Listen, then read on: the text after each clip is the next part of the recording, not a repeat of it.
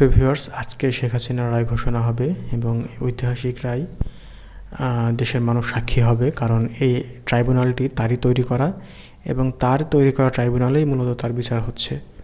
প্রিয় ভিউয়ার্স, এই বিচার প্রক্রিয়া আমরা যদি দেখি তাহলে দেখব যে জুলাই অভ্যুত্থানের যে হত্যাকাণ্ড, সেই হত্যাকাণ্ডের এখানে বিচার হচ্ছে। বিশেষ করে আবু সাঈদের হত্যাকাণ্ড থেকে শুরু করে বিভিন্ন রকম যে হত্যাকাণ্ডগুলো আছে সেগুলো, এবং এখানে আসামি আছে চৌধুরী আবদুল্লাহ আল মামুন, তারপরে হচ্ছে স্বরাষ্ট্রমন্ত্রী আসাদুজ্জামান খান কামাল এবং সাবেক ক্ষমতাচ্যুত প্রধানমন্ত্রী শেখ হাসিনা।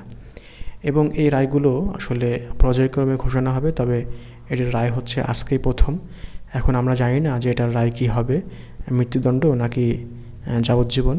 প্রিয় ভিউয়ার্স, যদি হয়তো বা যাবজ্জীবন হয় তাহলে আরেকটা গণজাগরণ মঞ্চ তৈরি হবে যেটা মনে হচ্ছে, অথবা যেহেতু তার মোটামুটি প্রায় 1400 থেকে 1500 হত্যাকাণ্ড আছে, সেই হত্যাকাণ্ডের হয়তোবা প্রতিটাতে ফাঁসির রায় আসবে। এবং সবচেয়ে বড় বিষয় হচ্ছে যে অভিযোগগুলো আনা হয়েছে তার মধ্যে একটা আছে হেলিকপ্টার থেকে গুলি ছোড়া এবং বিভিন্ন বাহিনীকে হচ্ছে যে মারণঘাতী অস্ত্র ব্যবহার করার জন্য নির্দেশ দেওয়া। এরকম 3টি অভিযোগের ভিত্তিতে মূলত আজকে রায়টি শেখ হাসিনার হবে।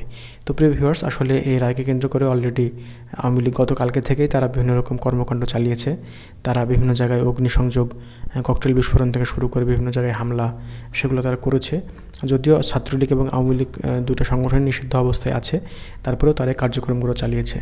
এবং আজকেও তারা হচ্ছে যে কমপ্লিট শাটডাউন হচ্ছে যে বা কমপ্লিট লকডাউনের ঘোষণা তারা দিয়েছে 2 দিন পর্যন্ত। এখন এই কর্মসূচি দেখা যাক দেশের মানুষ কীভাবে নেয়।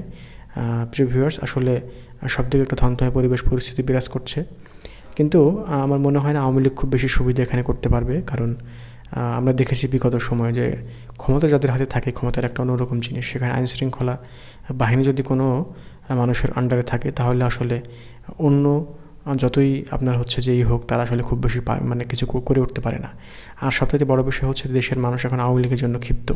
তারা যদি আবার এভাবে মাঠে নামার চেষ্টা করে তাহলে সাধারণ মানুষ এটাকে প্রতিহত করবে এবং এদেরকে আপনার হচ্ছে যে আমার বিশ্বাস যেটা যে এদেরকে তারাই মূলত শায়েস্তাটা করবে। কারণ দেশের মানুষ বিগত 15-16 বছর বা 17 বছর তারা যেভাবে ছিল, তারা চায় না আবার কোনো পরিবেশ পরিস্থিতি সেভাবে নতুনভাবে তৈরি হোক।